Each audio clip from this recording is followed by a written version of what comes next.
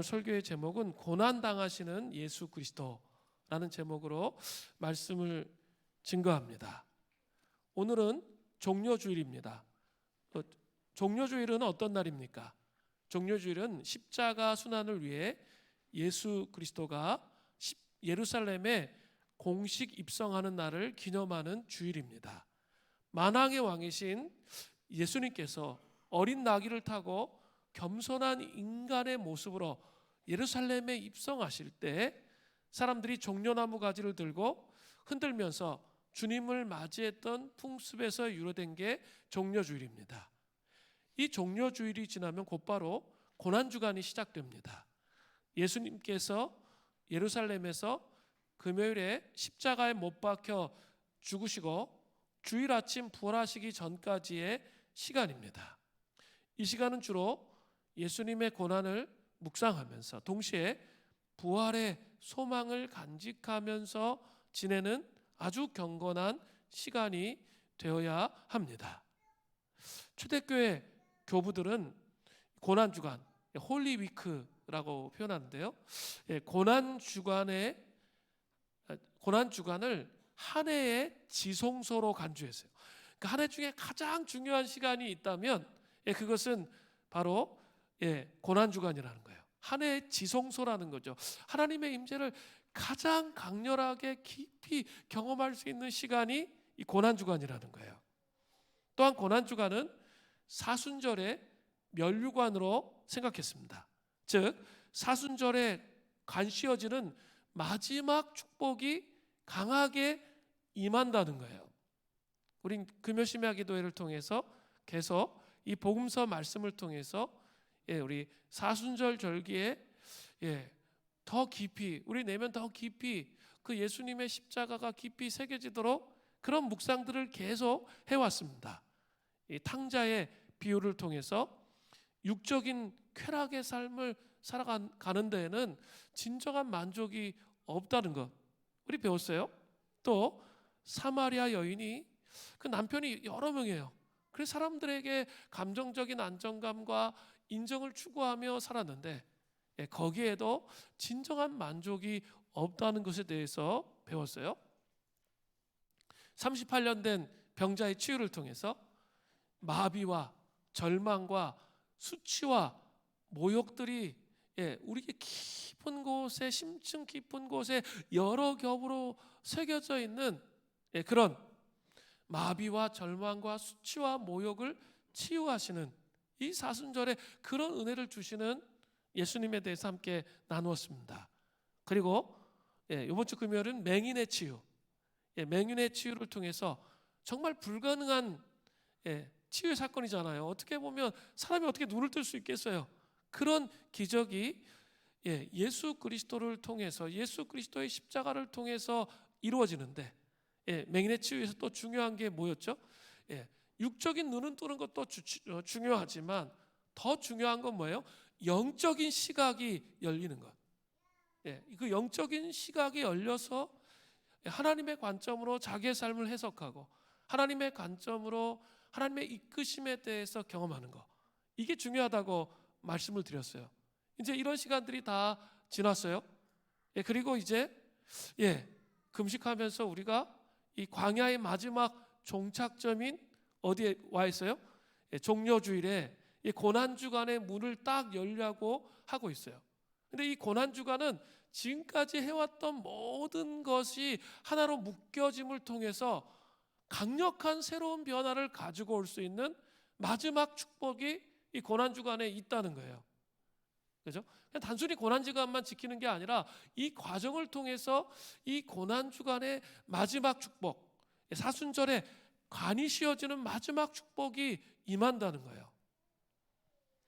고난주간을 맞이하는 종려주일의 말씀 본문으로 오늘 본문 고난받는 종의 노래를 선택했습니다.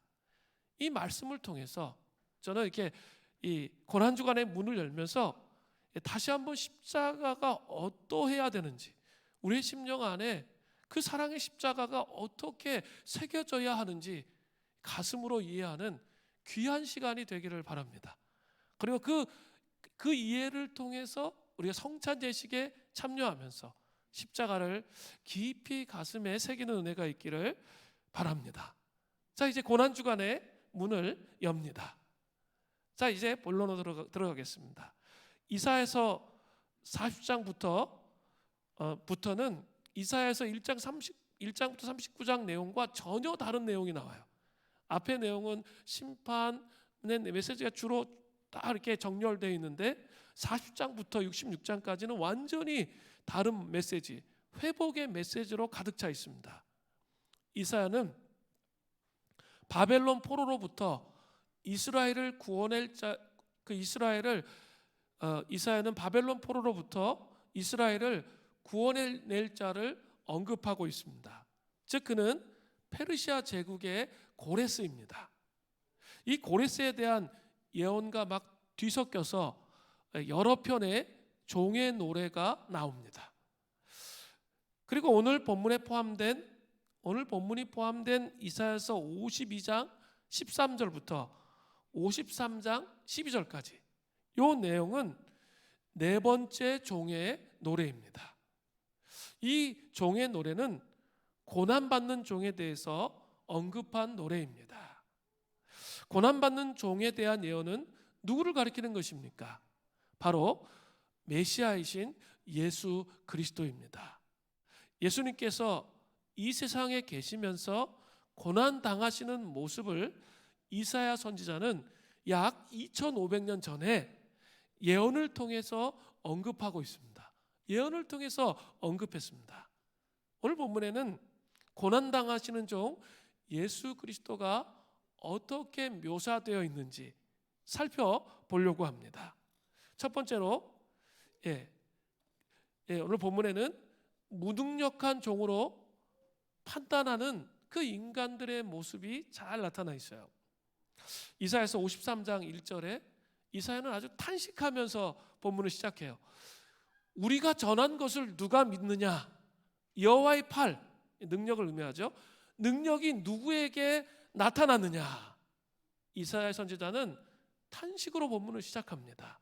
너무나 적은 수의 사람들만이 종 메시아에 관한 소식을 듣고 믿는다고 하소연하고 있는 거예요.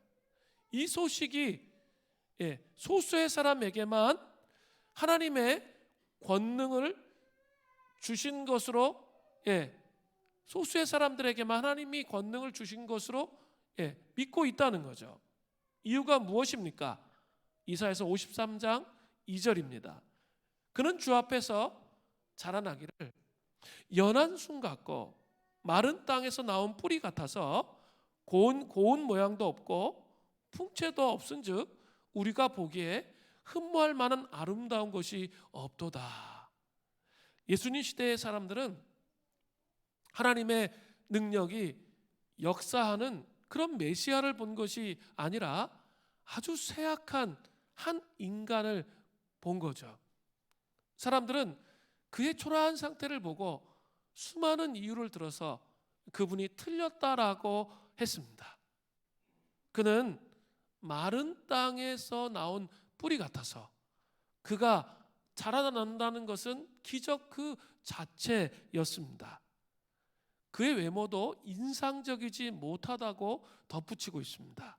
사람들은 통상적인 이 평가 기준을 메시아 종에게 적용하고 있었습니다. 그가 잘 생겼습니까? 오늘 본문을 보세요. 흠모할 만한 아름다운 것이 없도다라고 평가했습니다.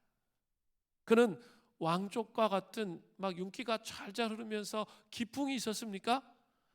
고운 모양도 없고 풍채도 없은즉이라고 평가했습니다. 그의 모습은 어떠했습니까? 이사야서 52장 14절을 현대인의 성경으로 보면 아주 명확하게 정리되어 있습니다. 많은 사람들이 그를 보고 놀랄 것이다. 이것은 그의 모습이 너무 상하여 사람 같지 않기 때문이다. 그의 모습이 너무 상해서 사람 같지 않다는 거죠. 패션 오브 크라이스트 이렇게 여러분 보셨어요? 보면은 그 얼굴이 막 너무 얻어 터져가지고 눈탱이 밤탱이 되고 막 툭툭 막 부어 있는 얼굴 있죠. 예? 그 부어 있는 얼굴을 한번 생각해 보세요. 너무 심하게 구타를 당해서 부어 있는 그 모습, 너무나 초라하고 볼품이 없고 풍채도 없고 뭐 그런 모습이잖아요. 지금 그런 예수님의 그런 모습을 묘사하고 있는 거죠. 메시아 종은 하나님의 관점에서 보면 연한 순, 아주 어린 나무 같을지 모르지만 인간적인 관점에서 보면 결코 인상적이지가 않아요. 인간들은 무능력하게 얻어맞는 메시아는 필요 없다고 생각을 했습니다. 자신도 구원하지 못해서 도와드려야 하는 메시아, 어떻게 그를 믿을 수 있는가? 사람들은 그렇게 생각합니다. 그런데 현대를 살아가는 우리도, 아니 그리스도인인 우리조차도 하나님이 무능력하시니까 이렇게 의도 터지시고 예수님이 맨날 이렇게 깨져 있고 날 도와주지 않는 것처럼 느끼니까 내가 내 힘으로 하나님을 도와드리려고 하는, 예수님을 도와드리려고 하는 삶을 살아가는 그리스도인이 너무 많아요. 하나님께 진짜 맡겨드린다는 것이 무엇인지 잘 이해하지 못하는 거죠. 또 요새 이단들이 다 그런 거잖아요. 예수님은 메시아인데 십자가에서 실패했기 때문에 실패한 거라는 거죠. 의도 터지고 맞고 깨지고 그게 무슨 메시아냐라는 거예요. 그 실패했어. 근데 자기는 성공했다는 거죠. 그래서 나온 그 이단들의 모습을 좀 보십시오. 그죠? 하나님의 방식을 전혀 이해하지 못하고 있는 거죠. 고린도전서 1장 23절에 보면 우리는 십자가에 못 박히신 그리스도를 전하니 유대인에게는 꺼리끼는 것이요 이방인에게는 미련한 것이로되. 십자가는 그 당시 유대인들에게 도저히 이해되지 않는 사건이에요. 나무에 달려 죽은 자마다 하나님의 저주를 받는다고 생각했기 때문입니다. 메시아가 그렇게 죽는다는 거 이해할 수 없어요. 논리적으로 인간의 방식으로는 이해할 수가 없는 거죠. 십자가는 저주기 때문에 이해할 수가 없는 것이죠. 또 이방인들 즉 헬라인들에게도 마찬가지입니다. 십자가형은 국가 반란죄나 야만인에게 행해지는 형벌이에요. 로마 시민이나 이 고상한 품격을 가지고 살아가는 사람들은 절대로 그렇게 죽이지를 않았단 말이에요. 근데 국가 반란죄가 엄청 크잖아요. 그러니까 거의 능지처참해서 죽이는 것과 똑같은 거예요. 그렇게 십자가의 형벌이었기 때문에 메시아가 참혹한 그런 죽음을 당한다는 것, 그건 믿기가 어려운 거죠. 자기의 패러다임을 깨트리기가 너무나 어려운 거예요. 메시아에 대한 인간의 판단은 도무지 이해할 수가 없었습니다. 그러나 메시아의 죽음을 받아들이는 우리에게는 그 십자가가 어떤 것입니까? 고린도전서 1장 24절에 보면 오직 부르심을 받은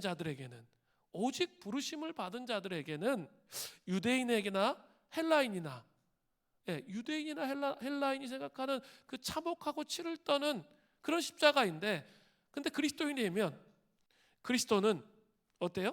하나님의 능력이요 하나님의 지혜라는 거예요. 하나님의 파워라는 거예요. 영적 힘이라는 거예요. 권세라는 거예요. 그리고 하나님의 지혜, 하나님의 방식을 깨닫게 된다는 거죠. 우리는 이 사순절, 특별히 이 고난 주간에 나를 위해서 고통당하신 사랑의 십자가를 받아들이는 게 정말 중요해요.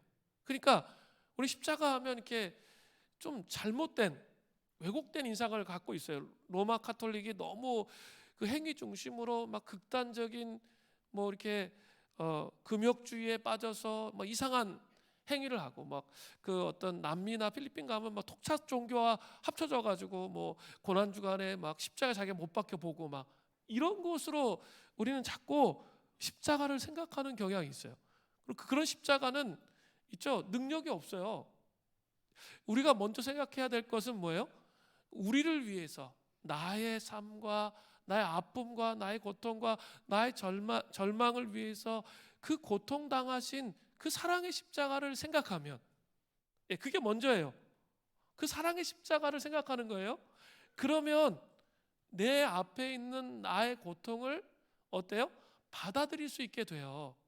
그리고 죽는 게 끝이 아니구나. 항상 이 포인트를 가지라고 그랬죠. 우린 정말 잘못된 신앙생활을 자꾸 할 때가 있어요. 십자가에 죽는 거, 그것으로 자꾸 끝이라고 생각해요. 그게 아니라 부활의 기쁨을 누리게 되는 거예요. 우리는 살기 위해 죽는 거예요. 그리스도인들은 살기 위해 죽는 거예요.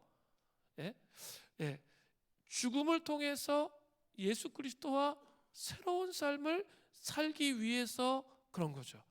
근데 이것을 받아들일 때 이것이 하나님의 능력이 되는 거죠.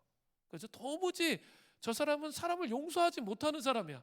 그리고 자기 혈기와 분노를 컨트롤하지 못하는 사람이야. 그런데 예수 그리스도와 함께 죽는 거죠. 옛날 같으면 주먹이 올라오고 옛날 같으면 뭔가 이게 막 혈기가 올라올 텐데 그거를 십자가 앞에 못 박는 거예요. 그리고 예수님과 죽음으로 새로운 성품이 내 영혼 안에 부활하신 주님으로 말미암아 나타나는 거죠. 그게 뭘까요? 그게 하나님의 능력이죠. 그게 강력한 하나님의 능력이에요. 우리가 변한다는 것만큼 우리 안에 하나님의 능력을 드러내는 것은 없다는 거예요. 너무나 중요한 부분이에요. 그죠? 그게 하나님의 능력이고 하나님의 지혜인 거예요. 사람들은 무능력한 종으로 판단해 버리고 그 예수님을 무시해 버렸습니다. 그러나 예수 그리스도를 믿는 우리에게는 그것이 하나님의 십자가, 하나님의 능력이고 하나님의 지혜라는 사실을 먼저 기억해야 돼요. 두 번째는 고난받는 종의 모습, 두 번째는 전적인 거부를 당하는 종의 모습이 나와요. 이사야서 53장 3절을 보세요. 그는 멸시를 받아 사람들에게 버림을 받았으며 간고를 많이 겪었으며 질고를 아는 자라. 마치 사람들이 그에게서 얼굴을 가리는 것 같이 멸시를 당하였고 우리도 그를 귀히 여기지 아니하였도다. 자, 그는 멸시를 받아 사람들에게 버림받았으며, 이 말씀은 메시아가 매우 천대받을 것에 대해서 암시하고 있는 거죠. 그리고 마태복음 26장 67절에 그 천대받는 장면이 잘 나타나요. 이에 예수의 얼굴에 침 뱉으며 주먹으로 치며 어떤 사람은 손바닥으로 때리며 침 뱉고 주먹으로 치며 손바닥으로 때리면서 예수님께서 어때요? 심각한 멸시와 천대를 받고 계시죠. 또 3절에 보세요. 간고를 많이 겪었으며, 영어 성경에 보니까 이 간고를 많이 겪었으면은 슬픔의 사람이라는 뜻이에요. 그러니까 그리스도의 생애의 특징 중에 하나가 끊임없는 슬픔의 연속이라는 것을 보여주고 있는 거예요. 심리학자 에브라임 마슬로우는 인간의 필요가 계층적이라고 가르쳤습니다. 공기, 음식, 물에 대한 필요가 충족되면 사람들은 4단계의 심리적 필요가 성취되기를 바라게 된다는 거예요. 4단계의 필요를 원한다는 거예요. 첫 번째는 안전에 대한 욕구예요. 그죠? 그게 가장 밑바닥에 있다는 거죠. 안전하게 살고 싶은 거죠. 돈을 왜 보세요? 다 이거 안전하기 위해서죠. 그죠? 두 번째는 안전의 문제가 해결되면 두 번째가 온다는 거예요. 사랑과 소속감이 있는 삶을 살고 싶다는 거죠. 그리고 세 번째는 사랑과 소속감이 있는 곳에 들어가기 시작하면 그 다음에 내가 원하는 게 뭐예요? 존중과 자존감이 세워지는 일이 있기를 원하는 거예요. 내가 존중받기를 원하는 거죠. 그리고 네 번째는 그러고 나서 이제 네 번째가 이제 가장 높은 단계에 있는 건데 자아를 실현하기를 원한다는 거죠. 이 네 단계가 있다는 거예요. 그런데 이 마슬로의 말로 하면 이 슬픔의 사람은 인생의 모든 심리적 필수 요소들을 빼앗겨 버렸습니다. 그는 결코 안전하지 않아요. 그는 사랑을 거부당한 고립된 사람이에요. 그는 다른 사람들에게 전혀 존중받지 못했습니다. 그는 자아 성취보다는 자아 파멸의 길을 지금 걷고 있잖아요. 그의 생명이 과연 보존될 수 있는지 대단히 의심스러웠으며 그는 심한 고난 속에서 전혀 보호받지도 못했다는 거죠. 또 3절에 질고를 아는 자라라는 말씀이 있습니다. 질고는 병을 의미해요. 병을 아는 자라는 의미가 무슨 뜻입니까? 이는 메시아가 본성적으로 병든 육체를 가져서 질병을 앓았다는 뜻이 아닙니다. 그리스도께서 십자가에 달리시면서 육체적인 고통을 아주 심하게 겪는 것을 의미하는 것이죠. 자, 그러면 제가 이렇게 여러 가지 나열을 했어요.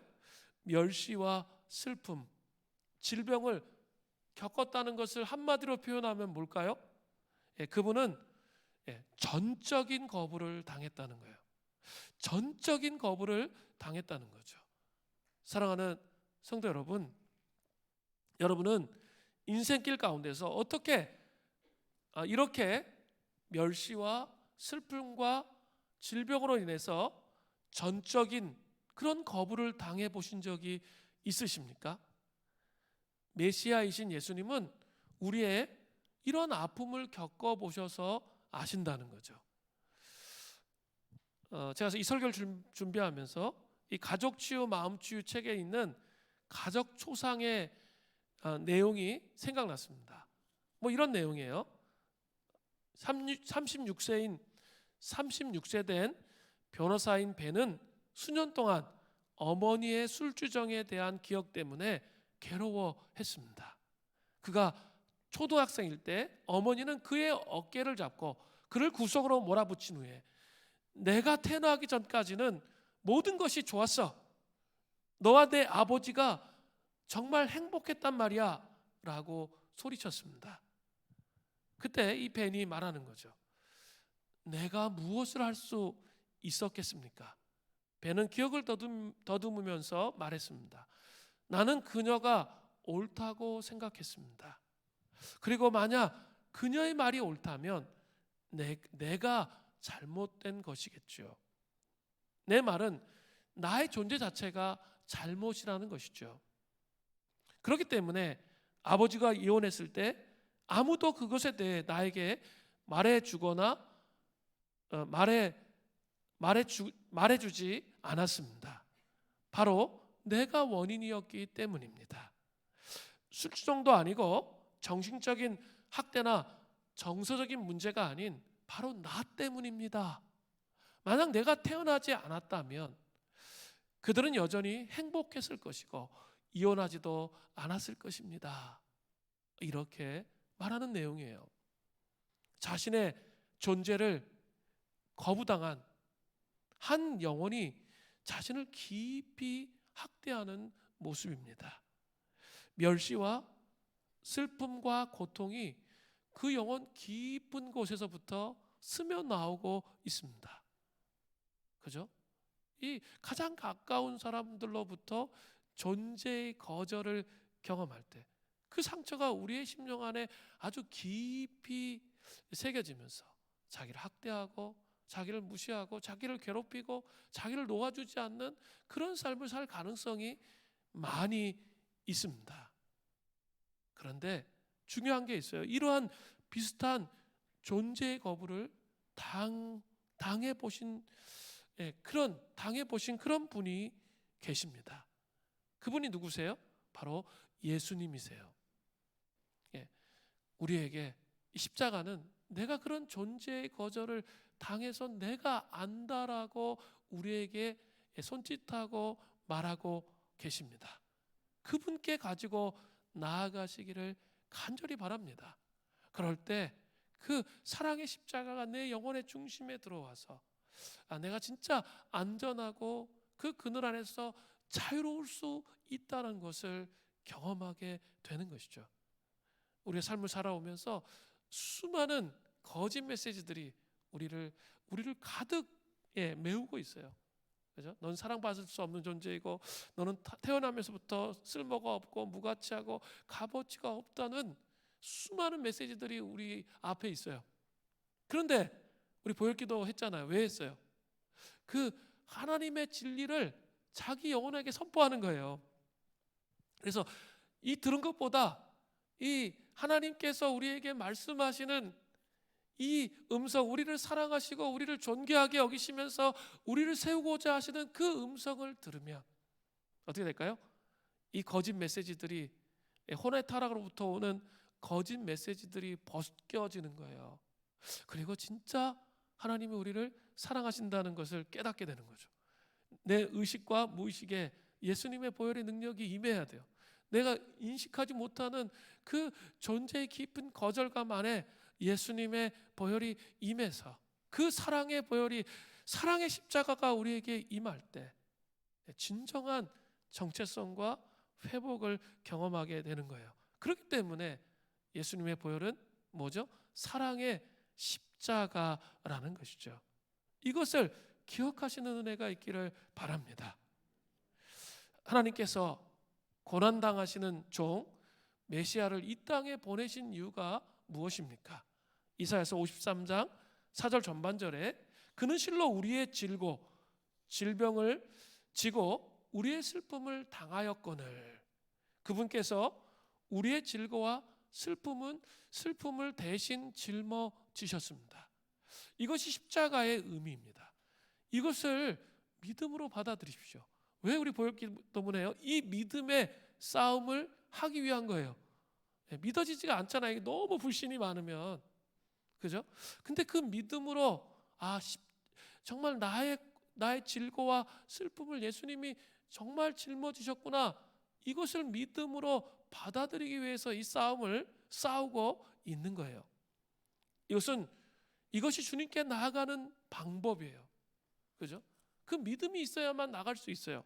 그때 무거운 짐이 풀려지면서 자유를 누리게 되는 거예요. 치유와 회복을 경험하게 되는 거죠. 그러니까 자기의 생각에, 그 거짓 생각에 속지 마세요. 자기 어린 시절부터 세워왔던 수많은 거짓 메시지가 있거든요. 그 벗겨져야 돼요. 그러면 있죠, 믿음이 더 깊게 생겨요. 그러면서 믿음으로 십자가를 바라볼 때 내가 어떤 사람인지 깊이 있게 경험되고 새로워지는 거예요. 내 안에 그리스도의 형상이, 속사람이 세워지기 시작하는 거죠. 이사야서 53장 5절 전반절에는 그가 찔림은 우리의 허물 때문이요 그가 상함은 우리의 죄악 때문이라. 또 이사야서 53장 6절 후반절에는 여호와께서 우리 모두의 죄악을 그에게 담당시키셨도다. 이것은 대속적인 예수님의 죽음의 의미를 잘 설명하고 있습니다. 하나님께서는 구약 시대에 범죄한 인생들을 면책하는 두 가지 안정장치를 만드셨습니다. 그것은 이 죄가를 건강한 짐승에게 전가하는 거예요. 건강한 짐승에게 전가하는 거죠. 백성들이 건강한 양과 염소를 잡은 후에 짐승들에게 안수하고 번제단의 제사장에게 드리면 내 죄가 양과 염소에게 전가되는 거죠. 그리고 나서 그 피를 하나님께 바쳤습니다.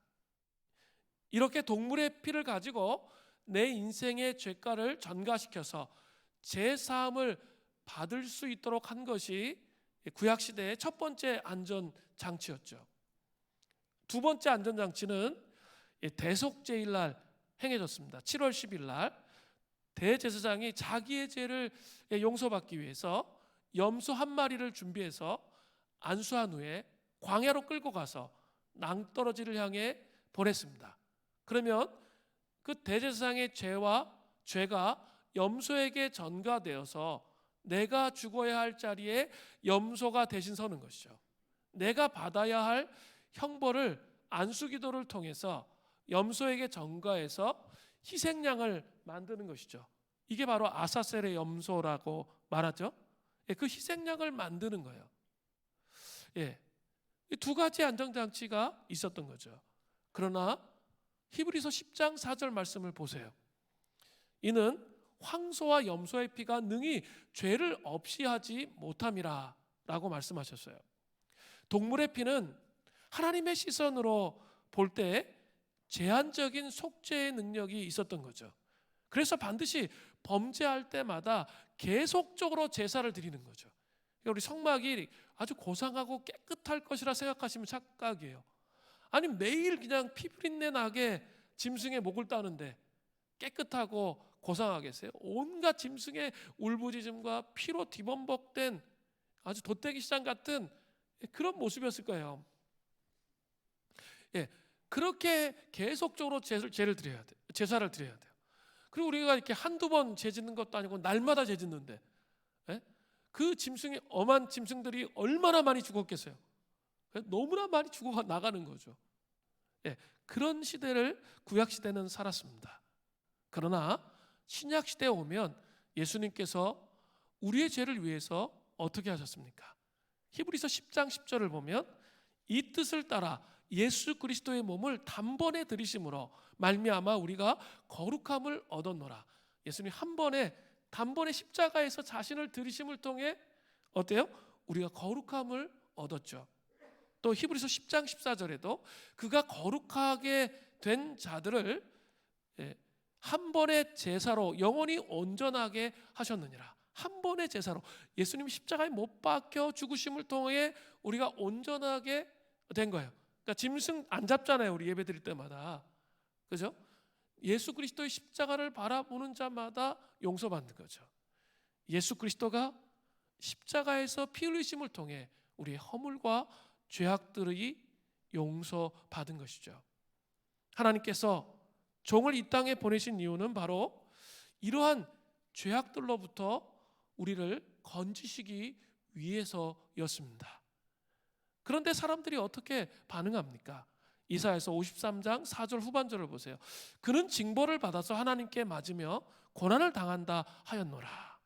또 이사야서 53장 6절 전반절에 우리가 다 양 같아서 그릇 행하여 각기 제 길로 갔거늘.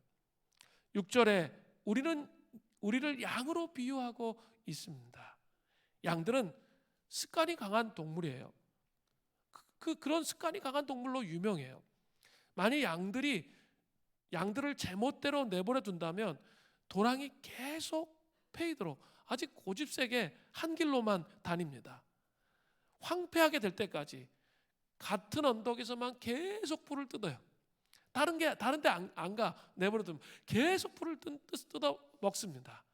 그리고 그렇게 되다 보니까 황폐해되잖아요. 그리고 질병과 기생충이 들끓을 때까지 땅을 계속 더럽히는 거죠. 그래서 스페인이나 그리스, 중동, 북아프리카, 호주, 뉴질랜드 같은 땅에는 이전에는 풍요로운 목초지였는데 점차 불모지로 변해서 아무 쓸모없는 땅으로 되어 있는 땅이 많아요. 이 양들이 그냥 싹 다 풀을 완전히 다 뜯어먹어 버리기 때문에 그 한 자리에서만, 그렇기 때문에 완전히 불모지가 되어 버릴 수 있다는 거죠. 목자들의 지도가 없으면 양들은 반드시 파멸의 길로 가게 됩니다.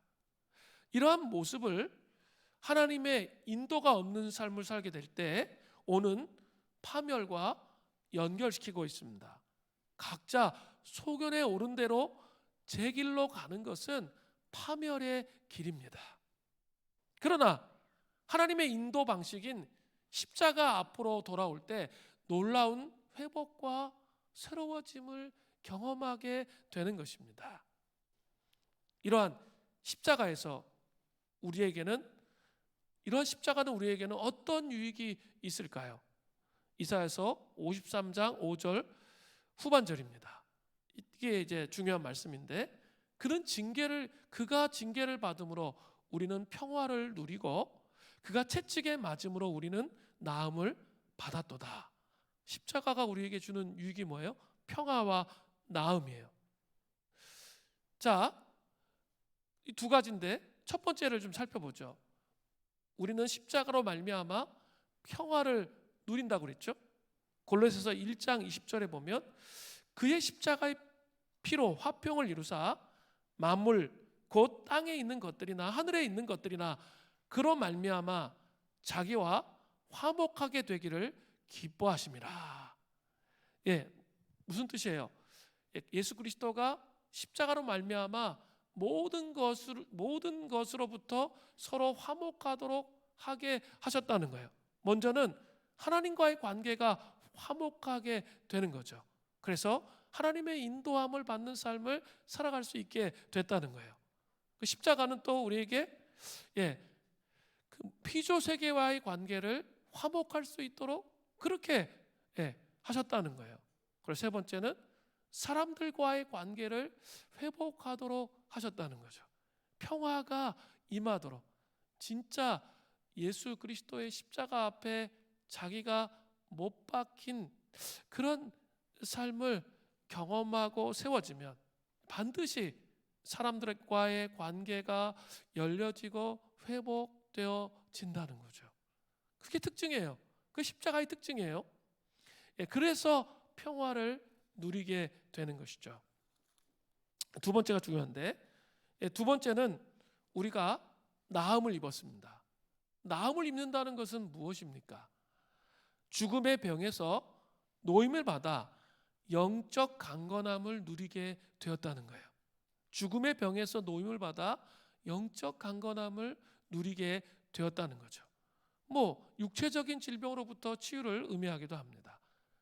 그러나 좀 더 깊이 들어가면 이 사순절의 광야에서 우리가 집중하고 싶은 것은 절망의 삶으로부터의 새로운 소망입니다. 혼의 타락으로부터 새 예루살렘 성이 세워지는 거예요. 옛 예루살렘 성이 황폐되어져 있었는데 새로운 새 예루살렘 성이 세워지는 거예요. 자, 예루살렘 성은 보혈기도문 하신 분들 아시겠죠? 성경 안에 어떻게 나타난다고? 세 가지로 나타나죠. 첫 번째는 그냥 지형, 이스라엘의 땅에 있는 예루살렘. 그리고 또 하나는 새 예루살렘, 그죠? 하나님의 그 천성의 도시 예루살렘. 그리고 초대교회 성도들은, 초대교회 교부들은 성도들의 마음이 예루살렘이라고 이렇게 이해를 했다고 제가 여러 번 반복해서 보혈기도문 하시는 분들에게 말씀을 드렸어요. 그러니까 그 나음을 입었다는 것은 혼의 타락으로부터 새 예루살렘 성이 되는 것을 의미하는 거예요. 예수님은 고난 주간에 우리의 마음을 보시며 다스리시기를 갈망하세요. 그분의 기쁨은 우리 마음에 있습니다. 그분은 우리에게 가까이 다가오셔서 이전과는 다른 방식으로 우리 내면에 예루살렘에 들어오시기를 갈망하세요. 우리 그래서 이 사순절에 이 광야에서 계속 주님을 바라보면서 씨름을 했던 거예요. 내 혼의 타락의 묶임들을 벗어내려고 씨름했던 거죠. 왜냐하면 예수님께서 우리 내면에 예루살렘에 들어오기를 원하시기 때문이죠. 예수님은 이미 우리의 삶 가운데 계실지도 모릅니다. 하지만 우리 내면에 예루살렘의 왕이 되시기를 원하세요. 그렇기 때문에 우리에게 가까이 다가오셔서 말씀하세요. 내가 내 마음을 다스리게 해줄 수 있겠니? 이 고난 주간의 키가 이거예요. 내 마음을 정말 내가 네 마음을 다스릴 수 있게 해주겠니? 예수님은 옛 예루살렘의 살렘을 보셨던 것과 같은 방식으로 우리 내면의 예루살렘을 바라보십니다. 폐허가 되어 있고 황폐한 도성처럼 보시는 거죠. 괴로워하며 우리의 예루살렘을 보시고 탄식하시면서 애통하시는 거죠. 아마 예수님은 우리의 내면에 타락한 예루살렘을 보면서 이렇게 말씀하실 거예요. 이것이 나의 예루살렘인가? 이것이 내가 구원하고 구속한 자의 삶인가? 이 사람이 나의 보배로운 핏값으로 죄에서 씻김받고 다시 태어난 새로운 피조물이 된 아들이고 딸인가? 그에게 무슨 일이 일어난 것인가? 그가 세례를 받고 나왔을 때는 다른 모습이었다. 옛 예루살렘에 세워졌을 때 시편 기자와 천사들은 찬송하고 노래했듯이 천사들이 그를 위해 찬송하며 노래를 불렀는데 예루살렘이 어찌하여 이렇게까지 황폐해질 수 있단 말인가? 그 예수님의 탄식의 소리, 예루살렘을 향해서 바라보시면서 통곡하시며 우셨던 그 예수님의 모습을 생각하셔야 돼요. 그러면 우리는 이렇게 핑계댈 수 있겠죠. 세상과 상황이 얼마나 나를 꼼짝하지 못하게 하는지 주님 아시잖아요. 내가 얼마나 바쁜지, 내가 얼마나 분주한지 주님 아시잖아요. 이렇게 말할 거예요. 주님은 다시 우리에게 이렇게 말씀하실 것이 분명해요. 내가 너의 내면에 예루살렘을 다스리게 해줄 수 있겠니? 너가 그냥 막 살아가는 게 아니라 내면의 예루살렘, 그 혼의 타락을 좀 나에게 맡기고 예수 그리스도의 사랑의 십자가로 말미암아 벗겨짐을 통해 그것을 나에게 맡길 수 있냐라는 거예요. 그러면 내가 그것을 다시 세울 거야. 내가 너에게 기회를 다시 주고 싶단다. 주님 이렇게 말씀하실 것입니다. 이 시점에서 우리는 자신이 무엇을 해야 할지, 어떻게 회개하고 주님께 돌아가야 할지 모른다고 생각할 수 있어요. 이게 제가 설교하는 게 추상적이다 생각하시는 분들도 있어요. 왜냐하면 이게 그런 삶을 쭉 살아오지가 않고 있었기 때문에 이게 추상적으로 들리는 거예요. 이게 금식을 하면서 사순절에 정말 씨름하면서 이 삶을 쭉 살아왔다면 그게 존재 중심으로 다가오는데 그게 신비예요. 구원의 신비. 그 존재 중심으로 십자가가 다가오는데 그렇게 하지 못했다면 이게 추상적으로 생각할 수 있어요. 하지만 예수님은 생명의 왕이세요. 그리고 온전한 빛이시기 때문에 우리의 닫힌 문을 여시고 우리의 걸음을 인도하시기를 원하세요. 이 고난주간의 시작에 사랑의 십자가로 이 죽음이 끝나는 게 아니라 예수님과 함께 다시 살아나는 거예요. 부활이 있다는 거예요. 그래서 네 인생의 고통과 질곡과 절망과 너 혼자 살아가려고 했던 그래서 황폐되어져 있던 그 예루살렘 성을 나에게 맡기라는 거예요. 그 혼의 타락을 나에게 맡기라는 거죠. 그러면 내가 생각하는 방식이 아니에요. 제가 경험한 이 사순절과 이 고난주간의 이 시즌의 씨름은 내가 생각한 방식은 아니에요. 그런데 하나님이 내가 하나님의 임재 공간에 새벽기도에 나오고 또 보혈기도 선포하고 말씀 묵상하고 하나님께 집중하려고 하면 한 해의 지성소에서 그냥 자연스럽게 나도 인식하지 못했는데 어떤 부분이 회복되어 있는 거예요. 그렇게 하나님께서 우리를 회복시키신다는 거죠. 예수님은 변하기 원하는 사람을 변형시키실 수 있다는 거예요. 예수님은 인간 혼의 내면의 깊이를 이해하시는 분이에요. 아니 나는 잘 이해 못할 때가 많잖아요. 근데 우리 주님은 완벽하게 이해하고 계세요. 인간의 혼은 예루살렘이 되도록 창조되었습니다. 이 고난주간은 바로 우리의 혼이 이 내면의 예루살렘이 회복되는 너무나 소중한 지성소 주간이에요. 내가 그냥 임재 공간에 앉아서 묵상하고 씨름하면 주님이 알아서 하시는 거예요. 기다리면 돼요. 그래서 지성소라고 말하는 거예요. 한 해의 지성소. 영적 배고픔과 갈망을 가지고 온 마음으로 이 주간에 말씀을 읽고 기도한다면 그 사람의 혼은 이 주간에 자신의 가장 깊은 영적 필요를 충족시킬 수 있습니다. 정말이에요. 그 예수 그리스도 그분만이 주실 수 있는 만족과 회복과 새로워짐을 주신다는 거예요.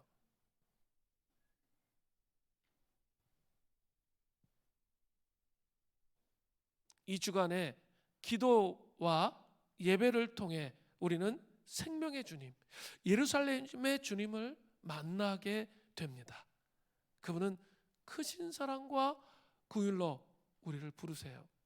우리의 예루살렘, 우리 혼의 내면의 예루살렘에 들어갈 수 있도록 허락해달라고 우리 주님이 요청하신다는 거죠. 우리를 부르시며 이렇게 말씀하세요. 옛 시절의 백성들처럼 나를 내 예루살렘에서 내보내지 말아라. 내가 인류의 수치와 치욕을 짊어지고 옛 예루살렘에서 나온 것은 모든 인간 혼의 예루살렘에 들어가 인간의 수치를 거두기 위함이다라고 말씀하세요. 그러니까 혼자 제발 끙끙 앓지 마시고, 혼자 막 그 수치와 모욕감 때문에 잠적하지 마시고, 정말 이렇게 주님 앞에 있으면 돼요. 그 지성소의 주간에 와 있잖아요. 예, 아니 지금 우리 40일 동안 사순절 동안 금식하면서 우리를 심층적으로 다뤄왔던 그 하나님을 경험했잖아요. 저는 정말 이 사순절, 올해 사순절을 또 잊지 못할 것 같아요. 작년 사순절보다 훨씬 더 깊이 제가 주님 앞에 반응하면서, 제가 복음을 깊이 이해하면서, 성육신하신 주님, 예, 십자가에 죽으신 주님, 부활하신 주님, 승천하신 주님, 성령님 재림, 이런 구조 전체를 제 머릿속에 이해하면서 이 복음에 대한 깊은 이해를 통해서 제가 변화되는 걸 느끼거든요. 그리고 제 인생의, 우리 가정의 깊은 수치를 하나님이 걷어내시는 걸 제가 느꼈거든요. 제가 했던 것은 앉아서 새벽에 앉아가지고 하나님 앞에 회개하는 것밖에 한 적이 없어요. 근데 어느 순간 그 짐이, 나의 가정의 그 무거운 짐들이 그냥 전혀 제가 살아오면서 다 그냥 인식하지도 못하고 살았던 그 무거운 짐이 그냥 벗겨져 나가는 거예요, 스르르. 그리고 어느 순간 내가 그 가정의 묶임이 벗겨졌구나. 우리 가정에 정말 깨어진 가정에 자라면서 다가왔던 수많은 고통의 문제가 내가 그냥 하나님이 자꾸 생각나게 하셔가지고 이 사순절 기간에 왜 이렇게 생각을 많이 나게 하시는지 몰랐는데 계속 생각나게 하셔가지고 저는 그 자리에 앉아있기만 했어요. 그래서 제가 주님을 믿었어요. 그러니까 주님께서 풀어주시는 거예요. 이 복음이 신비라는 게 이런 거구나. 내가 뭘 어떻게 해서가 아니라 저는 주님을 기다린 거죠. 주님을 기다리세요. 자꾸 저한테 와서 어떻게를 물어보지 말라고 그랬잖아요. 어떻게는 없어요. 그냥 주님 앞에서, 그 임재의 공간에서 기다리는 거예요. 응? 그리고 내가 해야 할 일들을 하는 거예요. 말씀 묵상하고 기도하고, 은혜를 주시는 분은 주님이세요. 내가 뭐 이거 처리해가지고 이렇게 할 수 있는 게 아니에요. 사람이 할 수 있는 게 아니에요.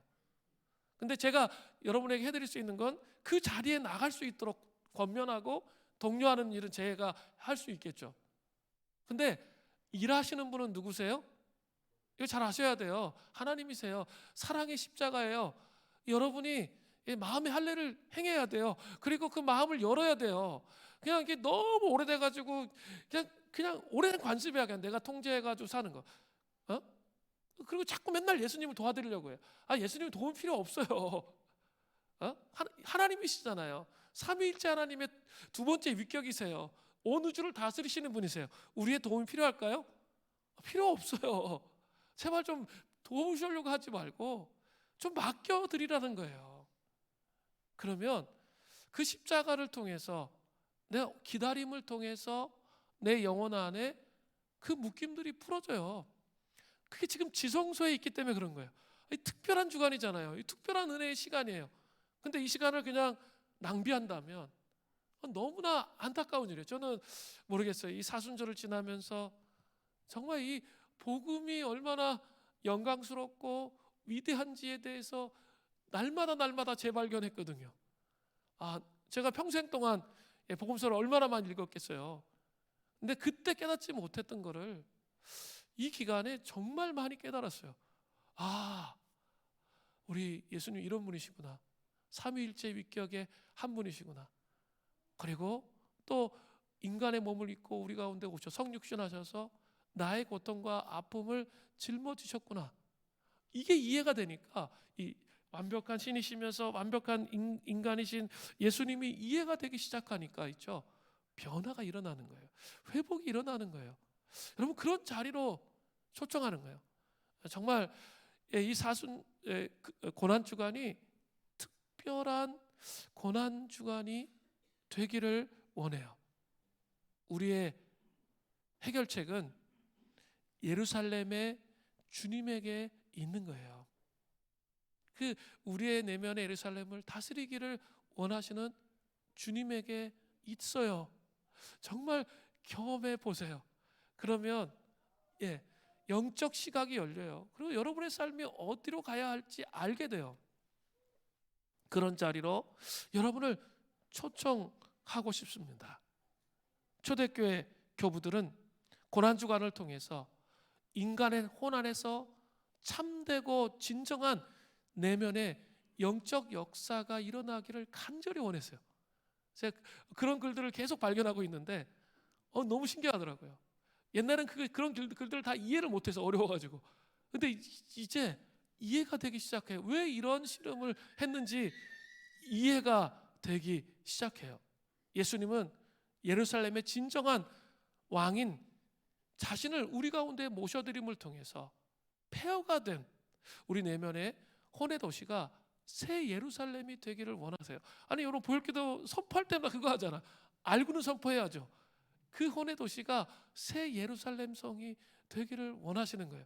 그분의 이 통치가 이 고난주간에 십자가를 통해, 사랑의 십자가가 제가 계속 얘기했죠. 고통만 생각하지 마세요. 사랑의 십자가예요. 사랑의 십자가로 우리의 고통을 짊어지시고 회복하셔서 부활로 우리를 초청하시기를 원하세요. 어떤 사람에게는 예수님이 완전히 잊혀져서 마치 자신의 삶 밖에 있는 낯선 분 같은 분으로 느껴질 수도 있습니다.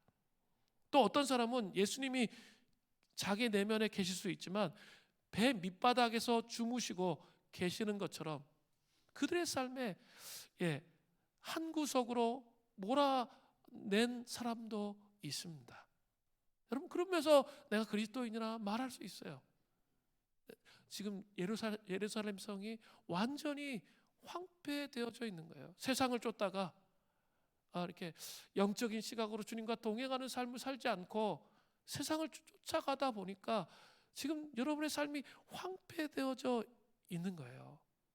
그런 사람이라 할지라도 그들이 진정으로 그분을 찾는 자들이라면, 정말 갈급함으로 정말 주님을 찾는 자들이라면, 그분은 그들의 삶 전체를 다스리는 왕으로서 당신의 진정한 자리를 차지하기 시작하신다는 거예요.